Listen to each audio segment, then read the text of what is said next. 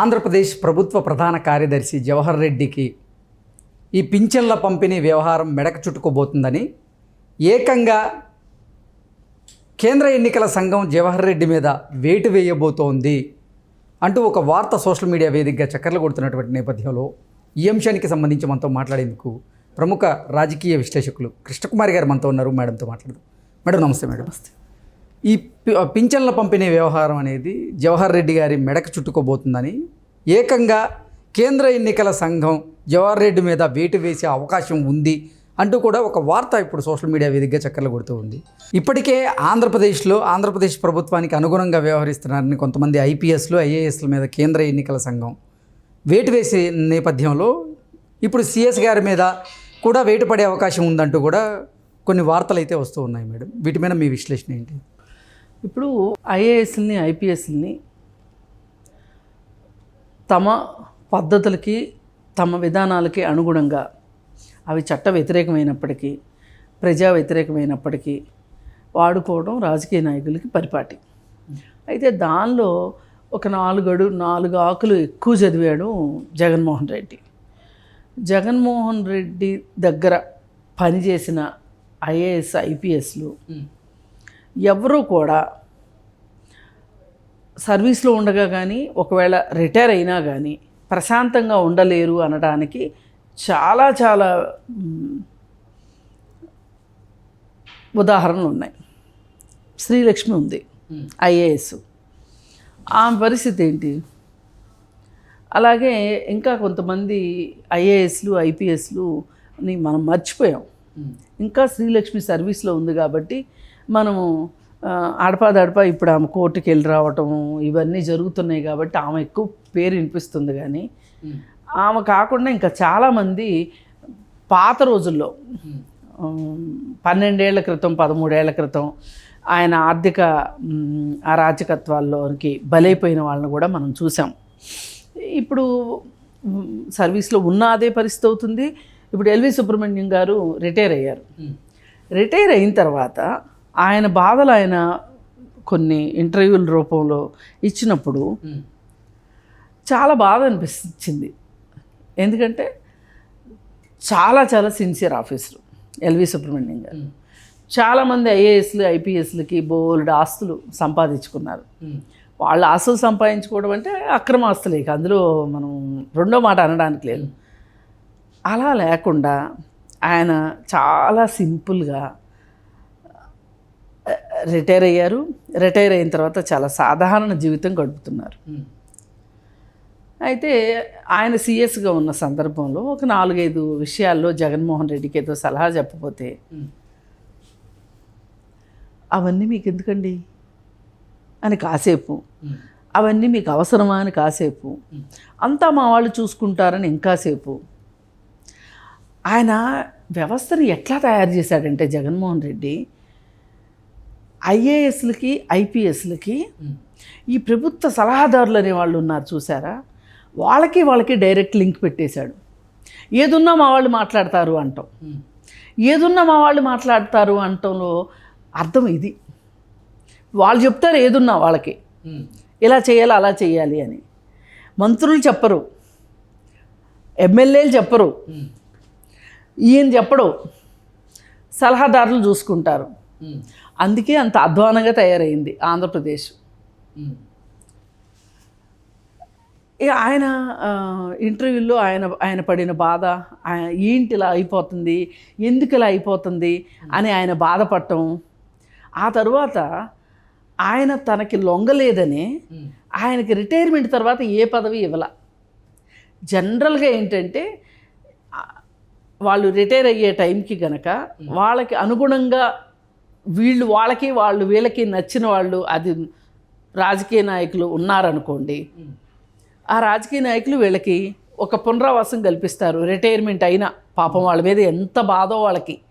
ఒక నిరుద్యోగికి ఉద్యోగం ఇద్దామనే దాని మీద లేని శ్రద్ధ, వాళ్ళకి ఇష్టమైన ఒక IAS officer IPS officer retire అయితే వాళ్ళకి ఎక్స్టెన్షన్స్ మీద ఎక్స్టెన్షన్స్. ఇప్పుడు చూసాం కదా, ప్రభాకర్ రావుకి ఎక్స్టెన్షన్ చేసి కేసీఆర్ ఫోన్ ట్యాపింగ్ ఎట్లా చేయించుకున్నాడో, అక్కడ కూడా అంతే ఎక్స్టెన్షన్స్. వాళ్ళకి కావలసిన వాళ్ళకి ఇచ్చుకోవటాలు, వాళ్ళతో గాడి చాకరీ కుక్క చాకరీ చేయించుకోవటాలు. వాళ్ళు ఏంటంటే మాకు రిటైర్ అయిపోతే వీళ్ళకి ఎలా ఉంటుందంటే ఇన్ని సంవత్సరాలు పదవులను అనుభవించిన తర్వాత ఒక రాజస్వం ఇవన్నీ ఉంటాయి కదా. ఎంతైనా ఐఏఎస్ ఐపీఎస్ అంటే వాళ్ళకి సొసైటీలో వాళ్ళకి ఆ లూప్ లైన్లోకి వెళ్తేనే తట్టుకోలేరు వాళ్ళు. అవును. అలాంటిది వాళ్ళు రిటైర్ అయిపోయిన తర్వాత తట్టుకోలేరు. కానీ రిటైర్ అయిన తర్వాత కూడా వీళ్ళకి పోస్టులు ఇచ్చేసరికి వీళ్ళబ్బా మా కోసం ఇంత చేశాడు, వీళ్ళని ఏమైనా ఎక్కడికో తీసుకెళ్లాలని వాళ్ళు అనుకోవడం, ఇదంతా మామూలుగా జరుగుతున్న పరిస్థితి. ఈ పరిస్థితుల్లో జవహర్ రెడ్డి ఒకే సామాజిక వర్గం కావటం ఒక విషయం.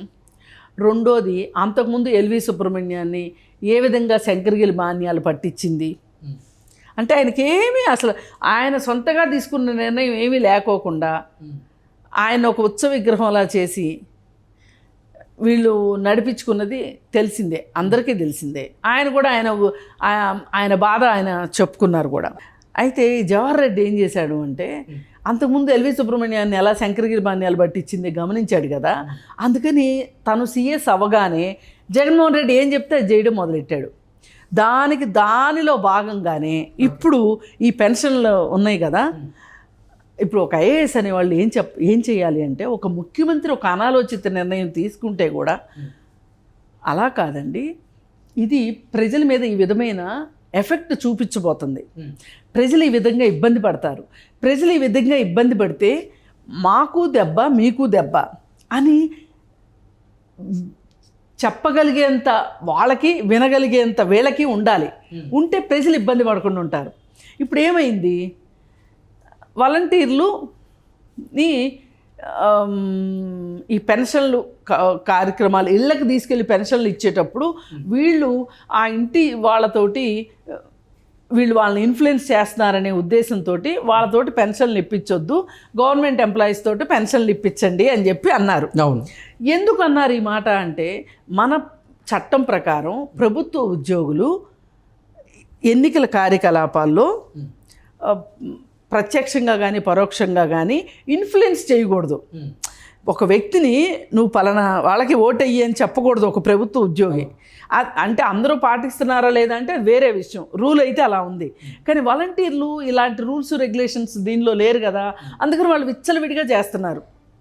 అది గమనించి ఎవరో కంప్లైంట్ చేస్తే దానికి ఎన్నికల సంఘం ఈ మాట చెప్తే జవహర్ రెడ్డి గారు చక్కగా ఇంకేముంది మనకు అసలు పని తప్పిపోయింది అన్నట్లు ఇప్పుడు డబ్బులు ఇవ్వాలంటే డబ్బులు కూడా లేవు, ఆ వంక ఈ వంక పెట్టి పెన్షన్లు ఎగ్గొట్టడం కోసం వంకలేనమ్మ డొంక పట్టుకుని ఏలాడిందని వీళ్ళు ఈ వంక పెట్టుకుని ఆపేశారు. మరి ఇలాంటప్పుడు జవహర్ రెడ్డి ఏం చెప్పాలి, ఇట్లా చేయకూడదు, ఇలా చేస్తే ఇబ్బంది అవుతుంది, నా పోస్టుకి ఇబ్బంది వస్తుంది, నేను సమాధానం చెప్పుకోవాల్సి వస్తుంది, నేను జవాబుదారీ అవుతాను. మరి ఇంతమంది చనిపోయారు, ఇప్పుడు ఈ పెన్షన్లు ఆగిపోయినాయి, వీళ్ళు ఎండలో వచ్చి నుంచొని చనిపోయారు. అదే మనం కనుక మన సచివాలయ సిబ్బంది చేత ఇంటికి పంపిస్తే, ఎవరన్నా రాలేని వాళ్ళు ఉంటే పంపించుంటే ఈ అనర్థం జరిగేది కాదు అని చెప్పి చెప్పుకోలేని పరిస్థితి జవహర్ రెడ్డిది. కానీ రేపొద్దున ఆయన మీద ఏమన్నా వేటు పడింది అనుకోండి, జగన్మోహన్ రెడ్డి వస్తాడా? శ్రీలక్ష్మి వాళ్ళ కోసం ఏ పాట వచ్చాడు ఆయన, ఎవరి కోసం ఏ పాట వచ్చాడని. అందుకని ఏ రకంగా చూసినా ఐఏఎస్లు ఐపీఎస్ల గురించి మొన్న కూడా మనం మాట్లాడుకున్నాం. మీరు మీ సర్వీస్ 34 ఏళ్ళు 33 ఏళ్ళు అని మీరు గుర్తుపెట్టుకోండి. మీరు ఆ ధైర్యాన్ని ధీమాన్ని చూపెట్టండి. మీరు ఒక రాజకీయ నాయకుడు 10th క్లాస్ కూడా చదువుకొని రాజకీయ నాయకుడు కాలం కర్మం కలిసి వచ్చి ఒక ముఖ్యమంత్రి అయితే గనక ఆ ముఖ్యమంత్రి మీ మీద సవారీ చేస్తే మీరు ఎందుకు ఒప్పుకుంటున్నారు? మీరు ఒప్పుకోవద్దు. వాళ్ళు ఎక్కడంటే అక్కడ సంతకాలు పెట్టమంటే పెట్టకండి. మీ పెన్ను చాలా విలువైంది, మీరు చాలా విలువైన, మీ పదవి చాలా విలువైంది అని చెప్పి చెప్తూ ఉంటే ఎవరికి ఎక్కట్లా. ఇవన్నీ ఎవరికి తెలియక కాదు. కొంతమంది ఐఏఎస్ ఆఫీసర్లు కూడా, రమణాచారి గారు అనుకుంటా ఒకసారి, నేను ఇంతవరకు ట్రాన్స్ఫర్ అవడానికన్నా ఇష్టపడ్డాను కానీ ఒక పేపర్ మీద నేను పెన్ను పెట్టలేదు సంతకం, ఏది నాకు ఇష్టం కరెక్ట్ కాదనిపించిందని. అవసరమైతే పెన్ను పేపర్ మీద పెట్టేసి ఉంచితే వాళ్ళు నన్ను ట్రాన్స్ఫర్ చేస్తారు, అయితే అయింది. ఈ విధానంగా ఆలోచిస్తే ఇప్పుడు ఇంతకుముందు ఐఏఎస్ ఆఫీసర్లు ఈయన కింద పరాభవం పొంది అంటే వాళ్ళు చేసిన పనులకి ఇవాళ అనుభవిస్తున్న వాటికి రేపు పొద్దున జవహర్ రెడ్డి అనుభవించబోయేదానికి ఏమీ తేడా. ఓకే, కేవలం జవహర్ రెడ్డి మీద కాదు, ఆంధ్రప్రదేశ్ ప్రభుత్వానికి అనుకూలంగా వ్యవహరిస్తున్నటువంటి మరికొంతమంది ఐఏఎస్లు ఐపీఎస్ల మీద కూడా కేంద్ర ఎన్నికల సంఘం వేటు వేయబోతోంది. అందులో డీజీపీ గారు ఉన్నారని, ఇంటెలిజెన్స్ చీఫ్ సీతారామాంజనేయులు కూడా ఉన్నారు, ఆయన మీద కూడా వేటు వేసే అవకాశం ఉంది అంటూ కూడా ఒక వార్త చక్కర్లు కొడుతున్నటువంటి నేపథ్యంలో ఏంటి మేడం, సిఎస్ గారితో పాటుగా డీజీపీ గారి మీద, ఇంటెలిజెన్స్ చీఫ్ మీద కూడా వేటు పడే అవకాశం ఉందా అంటే ఏం చెప్తారు? ఖచ్చితంగా ఉంటుందండి, వెయ్యాలి వేటు. ఇప్పుడు వేస్తే ఇది ఒక ల్యాండ్ మార్క్ విషయంగా ఉండిపోతుంది. ఇలా చేస్తే ఇలా అవుతుంది అనేది అర్థం కావాలి వీళ్ళకి. ఐఏఎస్లు ఐపీఎస్లతో పాటుగా వారి కింది స్థాయి ఉద్యోగులకు కూడా ఈ భయం ఉండే అవకాశం ఉంటుంది అంటారా? ఉంటుంది. మరి ఎవరు చేయాలి అన్న ఇట్లాంటివి ఒప్పుకోరు. ఇప్పుడు ఒకటండి, ఎన్నికల ప్రచారాన్ని ప్రార్థనా మందిరాల్లోనూ పాఠశాలల్లోనూ ప్రభుత్వ ఉద్యోగులు చేయకూడదు. అంటే ఈ స్థలాలు అనర్హం అని అర్థం. ఇప్పుడు నీ దగ్గరికి ఒక మనిషి ఎవరన్నా గవర్నమెంట్ ఆఫీస్కి ఓ పని చేయమని వచ్చారనుకోండి, వాళ్ళు అడిగే పని కరెక్టే, నువ్వు చేయాల్సిన అవసరం ఉంది, ఈ చేసే ప్రాసెస్లో నువ్వు పలానా పార్టీకి ఓటయ్యి అని ఆ ప్రభుత్వ ఉద్యోగి చెప్పడానికి వీల్లేదు. అలాగే ఒక ప్రార్థనా మందిరాలు ఉంటాయి, అక్కడ ఎన్నికల ప్రచారం చేయడానికి వీల్లేదు. స్కూళ్ళు ఇట్లాంటివి ఉంటాయి, విద్యాశాలలు, వీళ్ళు చెప్పకూడదు. మరి అందుకే ఎంత స్ట్రిక్ట్గా ఉన్నా కానీ ఐఏఎస్లు ఐపీఎస్లు ఇలా చేస్తున్నప్పుడు వాళ్ళు కానీ వాళ్ళ కింద ఉద్యోగులు కానీ ఇలా చేస్తే ఖచ్చితంగా కఠిన చర్యలు ఉంటాయి అని చెప్పటమే కాదు, ఎప్పటి నుంచో చెప్తూనే ఉన్నారు. కానీ ఒకసారి చేసి చూపించాలి. ఇది ఒక హెచ్చరిక కావాలి. ఆల్రెడీ అంటే ఈ సిట్ అధికారి మీద కూడా వేటు పడింది. రఘురామ్ రెడ్డి గారిని కూడా ఇక్కడి నుంచి అస్సాంకి ట్రాన్స్ఫర్ చేసిన నేపథ్యం ఏది మొన్న పేపర్లు కాల్చినందుక ట్రాన్స్ఫర్ ఎందుకండి చెయ్యాలి? వాళ్ళని అసలు సస్పెండ్ చేయాలి. అయితే వాళ్ళని సస్పెండ్ చేయాలి. ఏముంది, ట్రాన్స్ఫర్ చేస్తే ఏమవుతుంది? అక్కడ లాంగ్ లీవ్ పెట్టుకుని వచ్చి ఇక్కడ హ్యాపీగా ఉంటారు, ఓ పక్కన జీతం తీసుకుంటుంటారు, ఓ పక్క నుంచి ఫ్యామిలీతో హ్యాపీగా ఉంటారు. ఇది ఒక రకంగా ఏంటంటే వాళ్ళని సెలవు ఇచ్చినట్టు మీరు ప్రభుత్వం డబ్బుతోటి. సో వారి మీద కఠిన చర్యలు తీసుకోవాలి. అసలు ఒక పేపర్ నీకు ఎలా వచ్చింది అని అడుగుతారు అని చెప్పి నువ్వు కాల్చడం ఎంతవరకు సమంజసం? అది నువ్వు చేసావా, నీ కింద వాళ్ళు చేశారు, నీ పై వాళ్ళు చేయమన్నారనేది నీకు అనవసరం. నీ ఆఫీస్లో జరిగిందంటే నువ్వు బాధ్యత వహించాల్సిందే.